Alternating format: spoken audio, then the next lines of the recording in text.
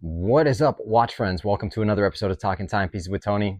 I'm Tony, and today we're going to be talking about Rolex, and not just Rolex, but the GMT-Master II, and not just the Batgirl that I have on my wrist, but a little brief history of Rolex and the GMT-Master II and what makes this watch so iconic. So I've had this watch for coming on maybe 3 years now at this point, getting close to 3 years. And it's my favorite Rolex that I've owned, and I've owned probably around 20. I mean, I still own multiple Rolex, but in my life, I have more of a history with Rolex than just about any other brand that stems back to my childhood without going all the way back to that. But let's just talk about Rolex. I wanted to do something a little bit different, and well, I say a little different. I seem to talk about Rolex a lot. You all know I'm a Rolex fanboy, so let's get into the video. So sometimes if I'm doing like a narrative, I want to do a different voice, like Rolex is not just a watchmaker. It's a global icon of luxury, precision, and status. Since Hans Wilsdorf founding Rolex in 1905, they've become a benchmark in horology and a symbol of achievement across all industries. Rolex has maintained a position at the top of the luxury watch market through product innovation, brand strategy, and cultural influence. However, I'm not going to do it that way. But let's start with a little bit of the history. Rolex first, were the first to come out with a waterproof case, the Oyster case, hence the Oyster Perpetual, and all Rolexes basically are Oyster Perpetuals, right? The Oyster case was, came up, Hans Wilsdorf invented it in 1926.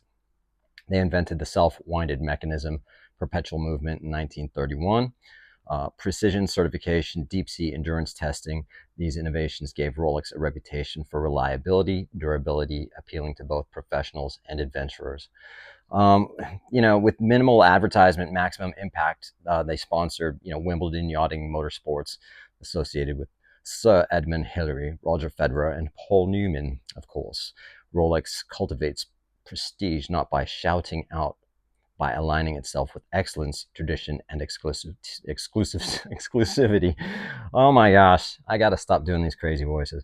Rolex watches, they became a status symbol, often representing success, power, discipline. Models like the Submariner, Daytona, and Datejust are cultural icons featured in films, music, a lot of artists that wear Rolex. A Rolex is more than just a timepiece, it's a personal trophy.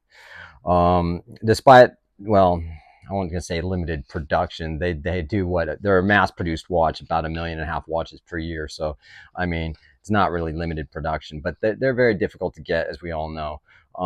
But let's just go back into the GMT Master II. Well, first and foremost, the GMT Master was introduced in 1955.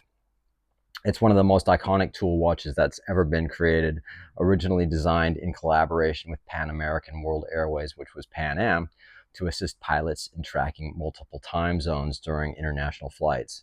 GMT Master has evolved into a symbol of adventure, precision, and prestige. Rolex GMT Master and its successor, the GMT Master II, the original model featured a 24-hour hand and a rotating bezel, allowing the wearer to read 2 time zones simultaneously. And it was a revolutionary feature at the time. Later enhancements, such as the independently adjustable hour hand and the GMT Master II, was introduced in 1982, which made it even more functional for travelers and professionals. Beyond its utility, the GMT Master has become a design icon. The two-tone bezel, most famously in the red and blue, which would be the Pepsi, and the black and red, which is the Coke, offered both style and function, helping users distinguish day from night. Today, the watch is highly sought after by collectors and travelers alike, known for its blend of rugged reliability and elegant aesthetics.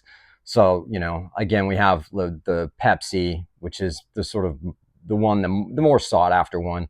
And then they trickles down the line. You got the Batman, Batgirl. Of course, the Batman is on the Oyster bracelet and the Batgirl is on the Jubilee bracelet. So you have 2 options, Oyster or the Jubilee, which I prefer. It just gives that watch a little bit more class, I think. And I don't know about class, but it's a little bit more blingy, I guess. You've got the the Coke, which is black and red, Sprite, which is the left-handed model.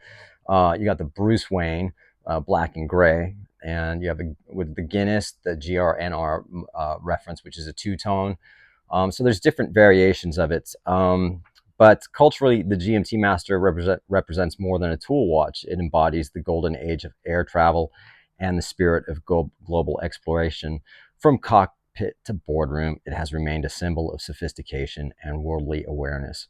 Rolex GMT Master's enduring appeal lies in its perfect balance of form and function.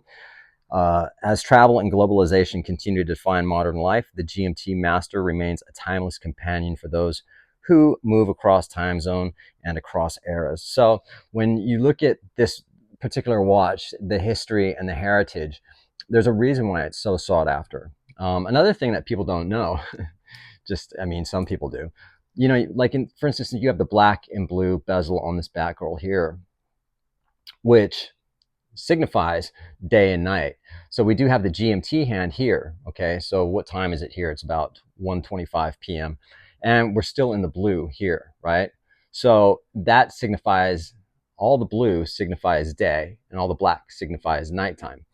So whatever color the bezel is that's what it signifies. The top of the bezel is going to be nighttime and the bottom of the bezel is going to be daytime. So whatever configuration or color. And of course you have the GMT hand and a 24, the bezel is a 24-hour bezel. So that being said, 100 meters water resistance, probably, again, one of the most iconic Rolex, apart from the Submariner, of course. And we all know the Daytona is popular. But, that being said, the Rolex GMT-Master II is popular for a reason. And it just signifies absolute status. Not that I'm one of those guys that walks around with, look at me, status, because I'm not that guy, But having that being said, I appreciate everyone who watched, and we'll see you on the next one.